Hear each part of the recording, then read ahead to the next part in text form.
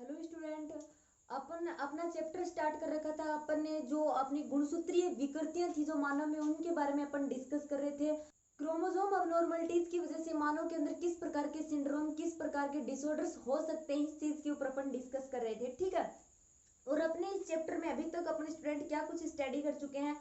अपन ने सबसे पहले देखा था कि जो अपने एलिंग गुणसूत्र जो होते हैं, जिनको अपन ऑटोसोम क्रोमोसोम बोलते हैं, उनके द्वारा किस प्रकार के कौन से सिंड्रोम मनुष्य में हो सकते हैं अगर उनके अंदर किसी प्रकार की अबनॉर्मलिटीज पाई जाती है। देन उसके बाद में अपन ने डिस्कस किया था कि जो अपने सेक्सुअल क्रोमोसोम जो होते हैं, सेक्स क्रोमोसोम जो होते हैं, उनके अंदर किसी प्रकार की कोई भी अबनॉर्मलिटीज आ जाती है, किसी भी प्रकार की कोई असमानता अगर उनके अंदर पाई जाती है, तब किस प्रकार के सिंड्रोम मानव में हो सकते हैं। यहाँ तक ये सब कुछ अपन डिस्कस कर चुके थे। ठीक है। एंड इसमें अपन ने देखा था कि जो अपने एलिंग गुणसूत्र से संबंधित जो अपने सिंड्रोम थे, जिसमें अपन ने डाउन सिंड्रोम के बारे में, एडवर्ड सिंड्रोम के बारे में, क्राई टू चैट सिंड्रोम के बारे में डिस्कस किया था। तो वो सारे के सारे तीनों के तीनों बहुत इंपॉर्टेंट एंड सेक्सुअल क्रोमोसोम से रिलेटेड भी जो अपने सिंड्रोम थे, जिसमें अपने Turner syndrome, super female and Klinefelter syndrome, इनके ऊपर अपना मेन फोकस था। इनके बारे में अपन ने स्टडी की थी। ये बहुत ही इंपॉर्टेंट टॉपिक थे। अपने एग्जाम में पूछे जाने के चांसेस बहुत ज्यादा हैं इन क्वेश्चन से। ठीक है। 100% चांस है कि इनसे आपसे क्वेश्चन पूछे जाएं। हर एक सिंड्रोम इंपॉर्टेंट है। तो अब अगर आगे अपन अपना ये चैप्टर कंटिन्यू करें तो नेक्स्ट जो अपना टॉपिक है वो सहलगनता के ऊपर है, लिंकेज। ठीक है। सहलगनता, इसका नाम जरूर सुना होगा आपने, सहलगनता, जिसको अपन इंग्लिश में क्या बोलते हैं, लिंकेज। ठीक है। अब सहलगनता क्या होती है। अब स्टूडेंट एक चीज है, अपन ने सबसे पहले डिस्कस किया था किस चीज के ऊपर, लास्ट जो अपना वीडियो था उसमें 35 का जो अपना चैप्टर था ना, उसमें अपन ने मेंडल के बारे में स्टडी किया था। मेंडल के जेनेटिक्स के लॉ अपन ने देखे थे, वंशागति से संबंधित जितने भी नियम मेंडल ने दिए थे उन सब के ऊपर अपन ने स्टडी की थी। ठीक है। अब ये क्या है कि उसमें एक चीज पर अपन ने जो अपना लास्ट टॉपिक था, मेन टॉपिक, उस पर अपन ने डिस्कस किया था मेंडलवाद के विचलन। मेंडलवाद के विचलन में अपन ने किसके बारे में डिस्कस किया था, अपन ने डिस्कस किया था अपूर्ण प्रभाविता के बारे में, इनकम्प्लीट डोमिनेंस के बारे में, एंड सहलगनता के बारे में, कोडोमिनेंस के बारे में। इस प्रकार जो अपने घातक जीन थे, अपने लेथल जीन वगैरह, जो अपनी पोलिट्रोपी थी, उनके बारे में अपन ने स्टडी की थी ना। उस टाइम उसमें अपन किसके बारे में स्टडी कर रहे थे, अपन ने देखा था कि मेंडल ने अपने जो जेनेटिक्स के नियम दिए थे, कौन से नियम, डोमिनेंस का लॉ, प्रभाविता का नियम, विसंयोजन का नियम, स्वतंत्र अपव्यूहन का नियम, वो क्या थे, जो अपनी अपूर्ण प्रभाविता थी, सहप्रभाविता थी, और ये घातक जीन थे, बहुप्रभाविता थी, ये सारे के सारे क्या थे, ये मेंडल के द्वारा दिए गए जो अपने जेनेटिक्स के लॉ थे, मतलब वंशागति के जो नियम थे, उनके ऊपर खरे नहीं उतर पाए थे। ठीक है। जैसा मेंडल ने बताया था वैसा उनके अंदर कुछ था नहीं, इसी वजह से उनको मेंडलवाद के विचलन बोला गया। तो उसके ऊपर अपना मेन फोकस था कि अपन ने डिस्कस किया था।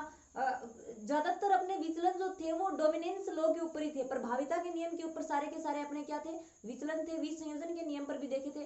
अब सहलगनता है ना, ये सहलगनता भी मेंडल के नियम का एक विचलन है। ठीक है। सहलगनता भी मेंडल के नियम का विचलन है। और कौन से नियम का विचलन है सहलगनता, स्वतंत्र अपव्यूहन के नियम का। ठीक है।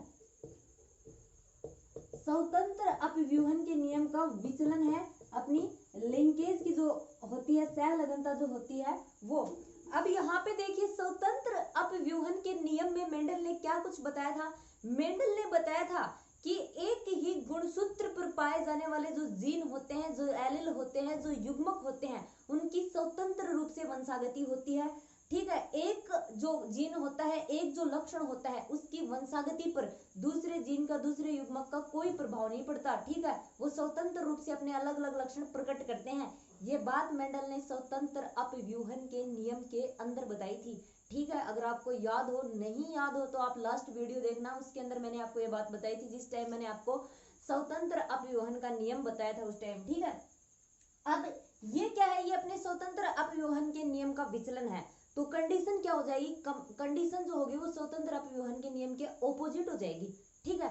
ऑपोजिट का क्या मतलब, ऑपोजिट का मतलब ये है कि जो बात मेंडल ने बताई थी ना, वो फॉर्मूला इसके ऊपर लागू नहीं होगा। मेंडल ने बताया था स्वतंत्र अपव्यूहन के नियम के अंदर कि जो अपने जीन होते हैं वो स्वतंत्र रूप से वंशागत होते हैं, जो एक ही गुणसूत्र पर स्थित होते हैं। लेकिन सहलगनता में ऐसा नहीं होता है। सहलगनता में ये होता है कि एक गुणसूत्र पर पास पास स्थित जो जीन होते हैं ना वो एक साथ अपना प्रभाव दिखा देते हैं नेक्स्ट पीढ़ी के अंदर। इस प्रकार से सहलगनता क्या है, स्वतंत्र अपव्यूहन के नियम का एक विचलन है। मतलब कि ये अपनी जो है ये स्वतंत्र अपव्यूहन के नियम पर खरी नहीं उतर पाती है ये प्रोसेस।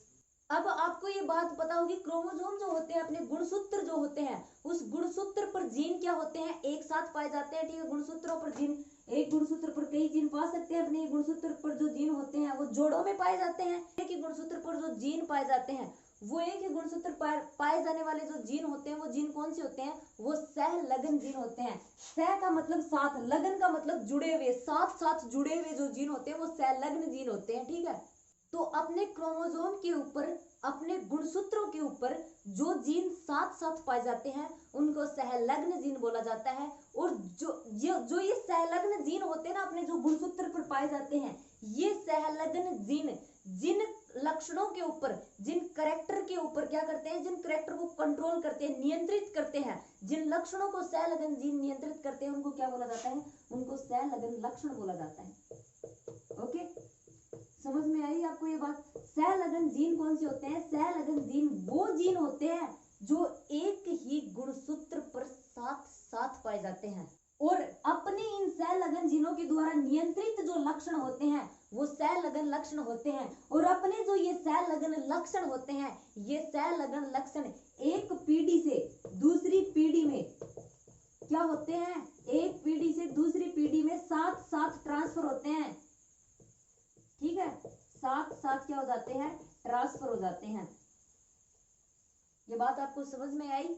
तो यहाँ पर जैसे कि अपन ने अभी अभी डिस्कस किया था कि एक स्वतंत्र अपव्यूहन के नियम का विचलन है, तो एक गुणसूत्र पर स्थित ये जो जीन है जो एक साथ दूसरी पीढ़ी में चले जाते हैं, ये क्या कर देते हैं, फिर स्वतंत्र अपव्यूहन के नियम का पालन नहीं करते हैं। क्योंकि मेंडल ने जो बताया था, क्या बताया था मेंडल ने, कि स्वतंत्र अपव्यूहन के नियम के आधार पर हरेक जीन जो, हरेक लक्षण, हरेक गैमेट्स जो होता है वो स्वतंत्र रूप से अपव्यूहित होगा, स्वतंत्र रूप से क्या होगा, उसकी वंशागति होगी। लेकिन सहलगनता में ऐसा नहीं होता, वो दोनों साथ साथ चले जाते हैं दूसरी जनरेशन में। अब इस चीज को एक एक्सपेरिमेंट के द्वारा साइंटिस्ट ने बताया था जिसका नाम आपने पहले भी सुना होगा, बेटसन और पुनेट। ठीक है, बेटसन और पुनेट क्या थे, दो साइंटिस्ट थे। इन्होंने क्या किया, मीठी मटर के ऊपर अपना एक्सपेरिमेंट किया। ठीक है, बेटसन और पुनेट ने मीठी मटर के ऊपर अपना एक्सपेरिमेंट किया था। मीठी मटर को क्या बोलते हैं अपन, लेथाइरस ओडोटेरस, लेथाइरस ओडोटेरस, ये अपना इसका बॉटनिकल नेम है, साइंटिफिक नेम बोल सकते हैं इसका। ठीक है, मीठी मटर के ऊपर बेटसन और पुनेट ने अपना एक्सपेरिमेंट किया था और इसी एक्सपेरिमेंट पर डिस्कस करते करते उन्होंने सहलगन जीनों के बारे में बताया था। ठीक है, अब यहाँ पे देखिए स्वतंत्र अपव्यूहन का जो नियम है ना अपना, किस एक्सपेरिमेंट पर बेस्ड था, द्विसंकर संकरण पर, डाई हाइब्रिड क्रॉस के ऊपर। ठीक है, जिस टाइम मैंने आपको स्वतंत्र अपव्यूहन के नियम जो पढ़ाया था मैंने, तब उस टाइम अपन ने डाई हाइब्रिड क्रॉस को लेकर अपन ने क्या किया था, स्वतंत्र अपव्यूहन के नियम को समझा था ना। उसके अंदर अपन ने, अगर आपको याद हो तो अपन ने क्या किया था, लाल और जो गोल बीज थे उनका झुर्रीदार और हरे बीजों के साथ में अपन ने संकरण करवाया था। उसके बाद में उनका रेशियो भी निकाला था कि किस प्रकार उनका फिनोटाइप आता है, किस प्रकार उनका जीनोटाइप आता है। ठीक है, अब लेथाइरस ओडोटेरस जो है, या फिर अपनी मीठी मटर बोल सकते हैं, इसके ऊपर अपन एक्सपेरिमेंट करके देखेंगे कि किस प्रकार से ये स्वतंत्र अपव्यूहन के नियम का पालन नहीं करता है।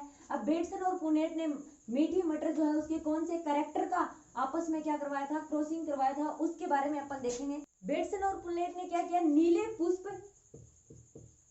पुष्प एवं लंबे परागकण वाले जो पौधे थे ना,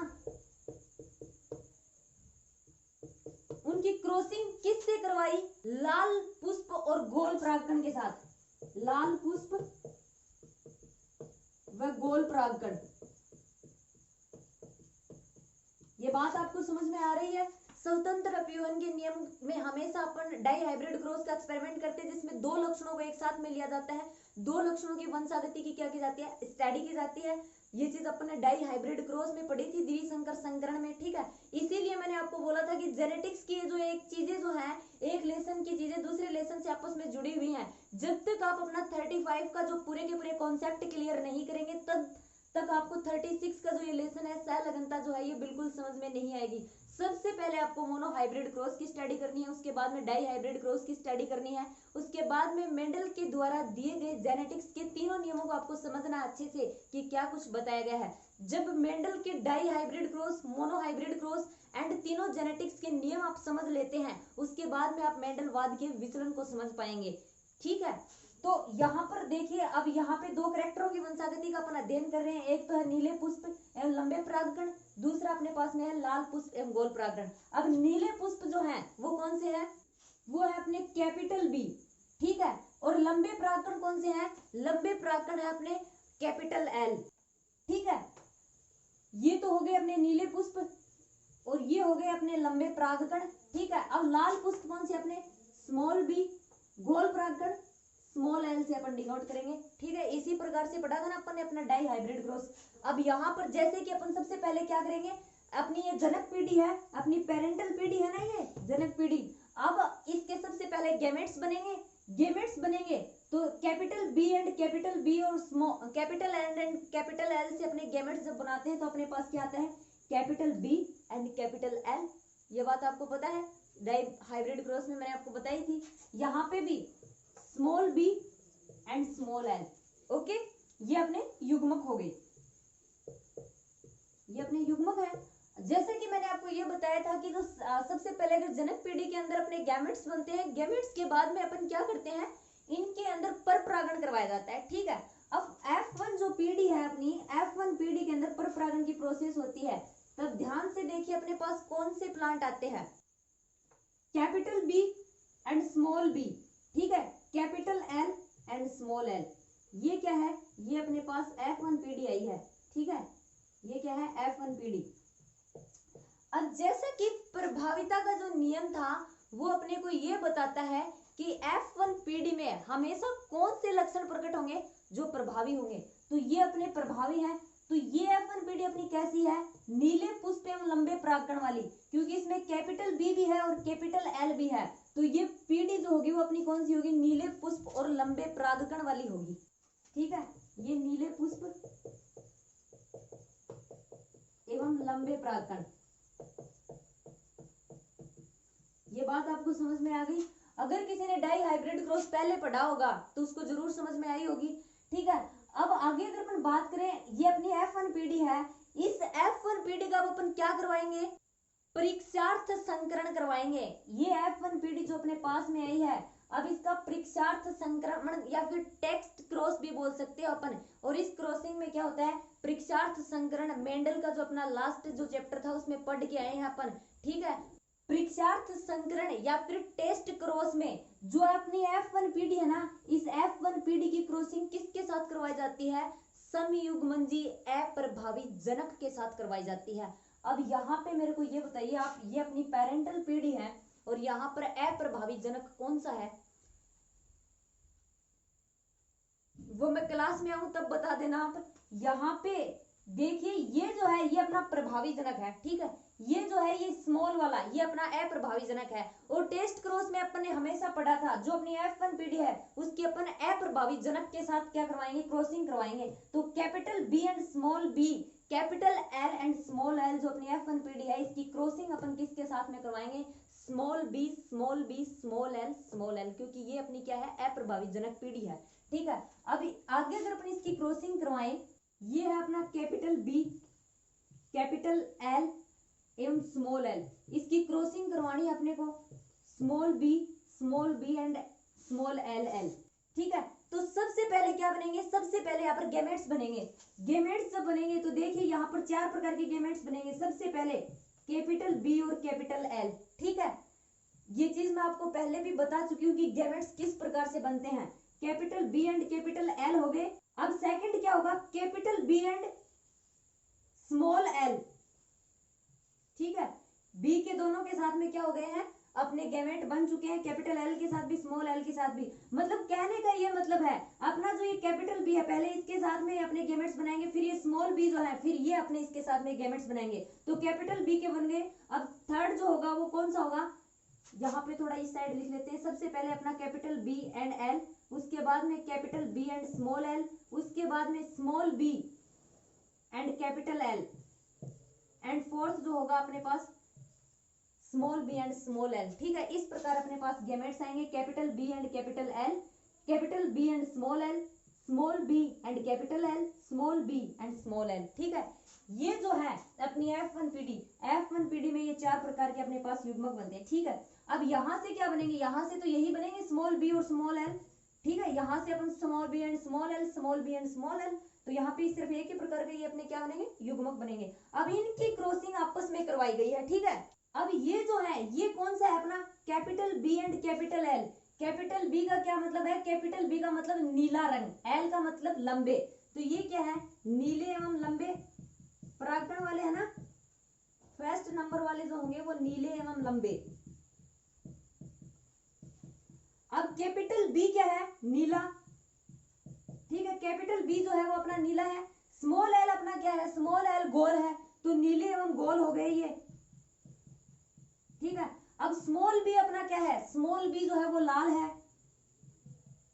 कैपिटल एल क्या है, कैपिटल एल अपने लंबे परागकण है एवं लंबे। ठीक है, स्मॉल बी अपना क्या है, स्मॉल बी जो है वो लाल रंग है, एंड स्मॉल एल अपना क्या है, स्मॉल एल जो है वो अपना गोल है। ठीक है, और ये भी अपने क्या है, लाल एवं गोल। ओके, ये चीज आपको समझ में आ रही है। यहाँ पे ये कैरेक्टर तो बिल्कुल ही आसान है, आपको बस ये पता होना चाहिए यहाँ पे ये कौन सा जो गेमेट है अपना किस कलर को, किस प्रकार की आकृति को रिप्रेजेंट कर रहा है। तो कैपिटल बी अपना नीले रंग को, एंड जो कैपिटल एल है वो अपने लंबे परागकण के बारे में अपने को बता रहा है। यहाँ पर भी अपने को जो स्मॉल बी है वो लाल रंग के पुष्प के बारे में इंफॉर्मेशन दे रहा है अपने को, एंड स्मॉल एल जो है वो गोल परागकण के बारे में अपने को इंफॉर्मेशन दे रहा है। तो इसी प्रकार से बन जाएंगे, जहां पे आपको स्मॉल बी दिखे तो स्मॉल बी लाल कलर का होता है, जो स्मॉल एल होता है वो गोल परागकण का होता है, उसी प्रकार स्मॉल बी जो होता है वो लाल पुष्प के बारे में बता रहा है, कैपिटल एल जो है वो लंबे परागकणों के बारे में बता रहा है। तो ये चीज आपको समझ में आ गई, ये इनके लक्षण आपको इस प्रकार से दिखने हैं। अब अगर डायरेक्ट अगर अपन इनके लक्षण प्ररूप अनुपात की अगर बात करें तो स्टूडेंट क्या आएगा, यहाँ पे अपने पास 7:1 रेशियो 7। ठीक है, 7:1:1:7 ये अपने पास लक्षण प्ररूप अनुपात आता है। 7:1:1:7 ये इसका लक्षण प्ररूप अनुपात आता है। ठीक है, अब अगर आपको टेस्ट क्रॉस के बारे में पता हो, परीक्षार्थ संकरण का अगर आपको पता हो, तो हमेशा परीक्षार्थ संक्रमण का अनुपात क्या आना चाहिए, 1:1।